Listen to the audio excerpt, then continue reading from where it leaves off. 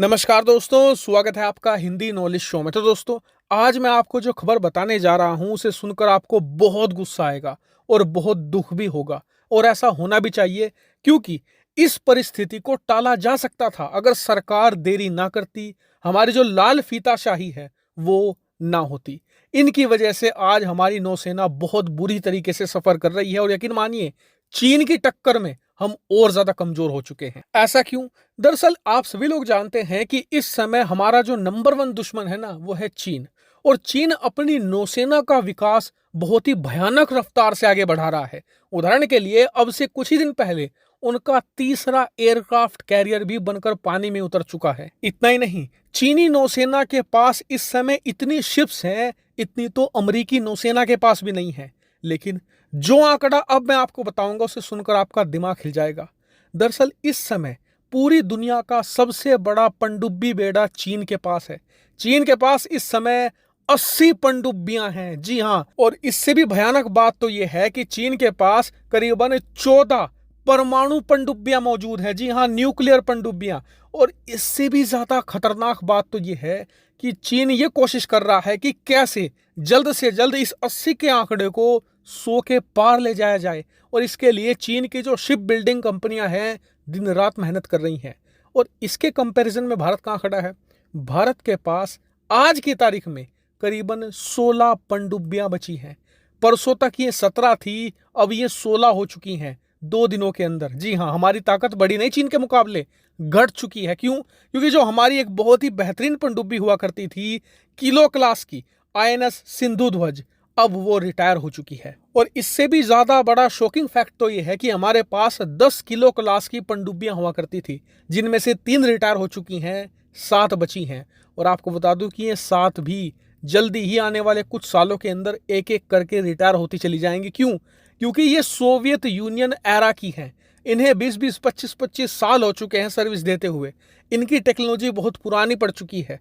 इन्हें समय के साथ हम अपग्रेड करके चला रहे हैं, वरना अभी तक तो ये रिटायर भी हो चुकी होती। लेकिन ओवरऑल अगर आप चीन से कंपेयर करें तो चीन 80, भारत 16 पर है। और इससे भी डराने वाली बात यह है कि चीन के मुकाबले हमारे पास सिर्फ एक पनडुब्बी है जो न्यूक्लियर कैपेबल है। जी हां, आईएनएस अरिहंत। वहीं बात करें दूसरी पनडुब्बी आईएनएस अरिघाट की, तो अभी वो सेवा में नहीं आई है। लेकिन फिर भी अगर वो सेवा में आ जाती है तो इसके बावजूद हम चीन से काफी पीछे होंगे न्यूक्लियर पावर के मामले में। लेकिन आपको बता दूं कि काश ये आज परिस्थितियां ना होती अगर सरकार देरी ना करती। आप कहेंगे कैसे?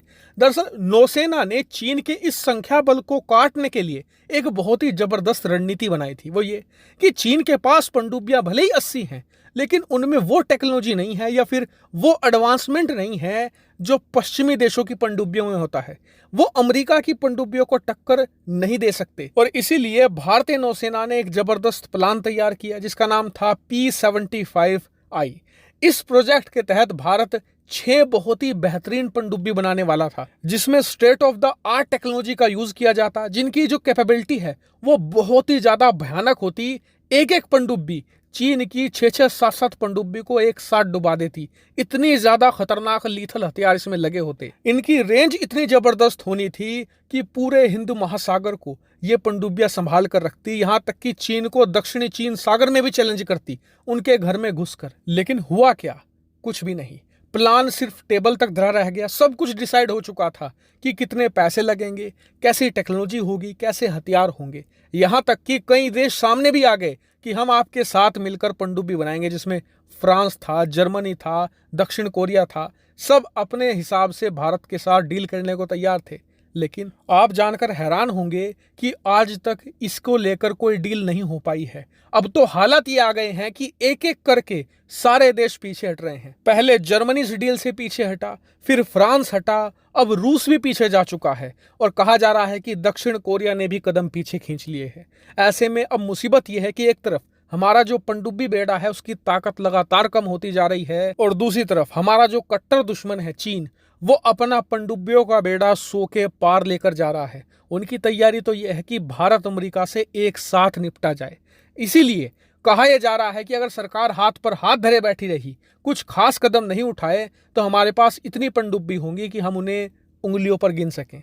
हालांकि इस पूरे मामले पर आपका क्या कहना है कमेंट करके जरूर बताएगा। फिलहाल इस वीडियो में इतना ही। Thank you very much for watching video.